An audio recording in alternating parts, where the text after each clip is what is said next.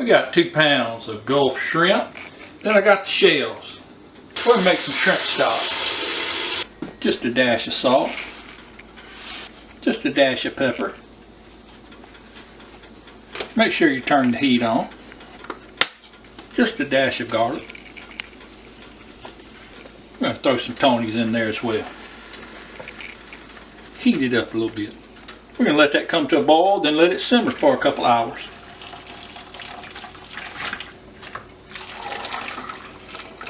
This is our shrimp stock. But I don't want to use all of it because it's kind of strong. Probably a quart left. Let's go ahead and get that heating up. I'm just going to put it on medium for right now. How do you make a roux? It's equal parts oil to flour is how I do it. I'm just using canola oil. Use whatever kind of oil you want. For this one I'm using a half a cup of oil. So I use a half cup of flour to go in it. With the roux, what you want to do, you're going to mix that flour and that oil. And you got to be patient. With a good roux, you always want to be stirring because you don't want it to burn.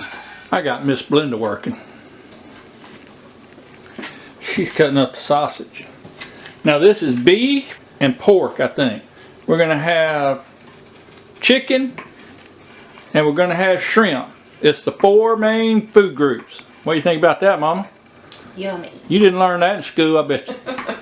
It's not just super dark, but it's getting there pretty good. So I'm going to just go ahead and turn the heat off because I don't want it to burn. I'm going to move this over to this small burner. We're playing musical chairs. You're still going to have to stir this because that pot's still hot. And I'm going to keep stirring this roux for a few more minutes till it cools down enough. Alright, we got some celery that we had canned up earlier in the year. Just a little bit of it. She drained it. We're going to add that to our shrimp stock. We're going to add the sausage that she cut up. We got a can of chicken. Remember, that's number 3 on the food group. Chicken is a staple in our house. That's right. Hi. Hey. Hello. Heyo. Didn't have any chicken stock. I think we used it all. But I got some turkey. 5 We food have groups. chicken stock. I just hid it. Huh? I hid the chicken stock. Oh, you hid all the chicken stock? What did you do with it? It's actually beside the peas that are canned. Because I didn't have anywhere else to put it. Okay. I thought I'd put some up, but and a quart of water. I'm gonna let this come up to a good rolling boil, and then I'm gonna add my roux. I got the gumbo. I have the gumbo boiling. You want a good rolling boil. I mean, you gotta be careful when you pour this in there. It may have a tendency to foam up and boil up. Stir that roux around in there really good. I think it causes a chemical reaction, but I don't have proof of that. I'm going to turn it down to about a medium. I still want it boiling. We got some beef bouillon, just to give it a little flavor. I'm going to put, since it's a pretty good pot, I'm going to put a couple of tablespoons. I don't really know how to measure. If you're one of them folks that got to have a recipe, this ain't the place for you. And this is some garlic that I ground up.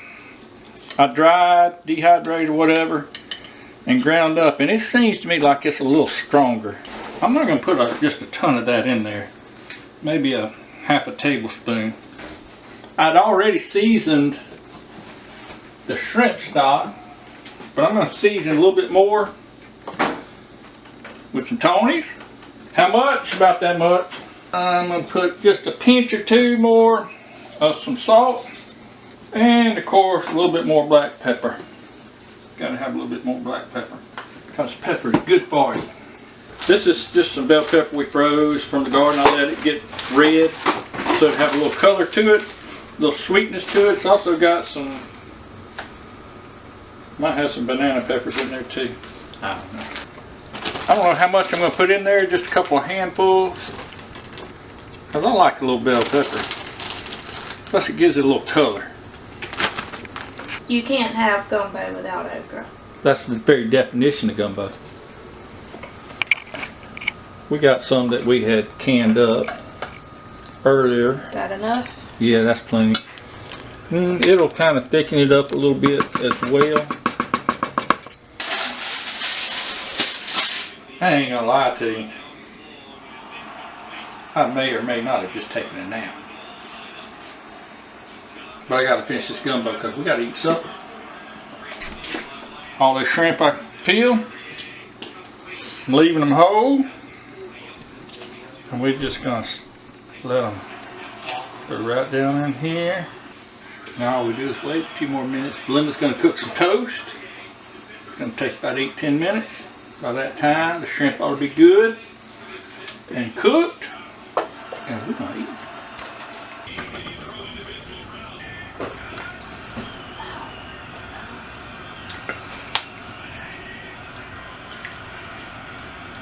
Give us a customary taste test.